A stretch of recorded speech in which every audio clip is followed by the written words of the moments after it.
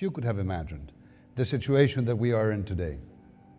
War has once again come to Europe with Mr. Putin's unprovoked aggression against an independent, free people, the people of Ukraine. With his naked, anachronistic war, Vladimir Putin has challenged not just the sovereignty of Ukraine, but the entire security architecture that Europe and the United States, together with countries all over the world, set up after World War II. One based on sovereignty, on self-determination, on the rule of law, on respect of borders, human rights and dignity, democracy and peace. These are not obsolete concepts.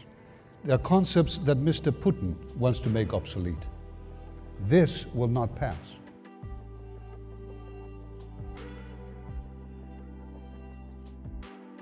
This is for Ukrainians to decide what they want to do, and this is really a very strong sense that we have that this is not our choice. We are supporting Ukraine in the objectives that they want to achieve, and for us it will remain so till the very end.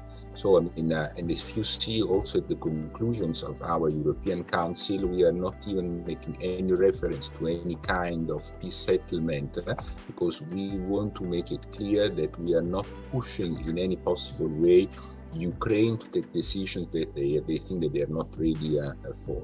So for us, what is important is to keep, let's say, the level of support that we have given Ukraine up until now, militarily, financially, politically, and as I said, the decision on having Ukraine joining the future European Union is something that is very strong. And I think that politically, it's one of the most important things that we could do.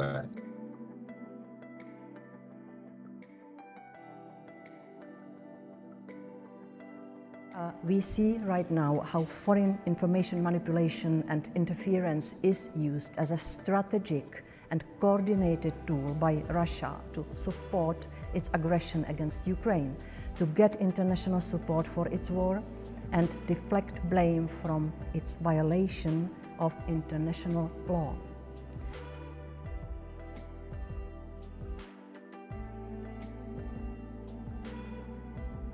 The whole reason we're having this conversation is, of course, due to the irresponsible, aggressive actions of President Putin, who's trying to undermine each day peace and stability in Europe.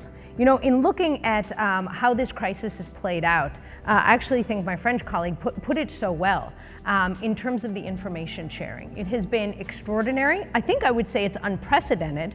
And frankly, for any of us who remember quite well the 2014 Crimea crisis, it feels very different in terms of just how early, months and months before the crisis actually occurred, European allies and partners in the United States were really talking on a very consistent basis about how we thought the situation might come to fruition, how it might play out, and above all, what we would all do together. And I think that's what's really led to this just unprecedented show of unity, which it has really been extraordinary to see.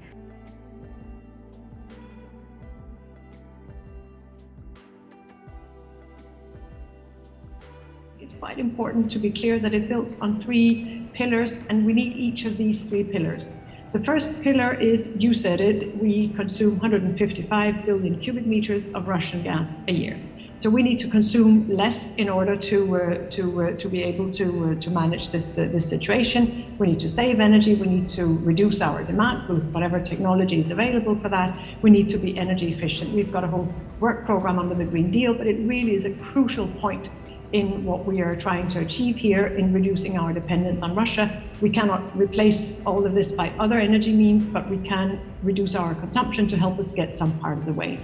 The second pillar is clean energy, alternative energy sources, in particular renewable energy. So as much as possible, we should replace this by the acceleration of renewable electricity generation in particular, but also by biomethane, biogas, bioenergy more generally, and the very quick investment that can take place on photovoltaic on rooftops. So a really important part of the repower is to replace it by other energy sources.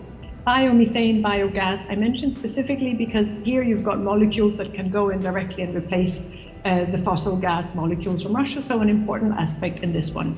And then the third pillar tends to be the one that gets most attention, and it is really important, but again, it only works if you pursue these three paths or rest on the three pillars together.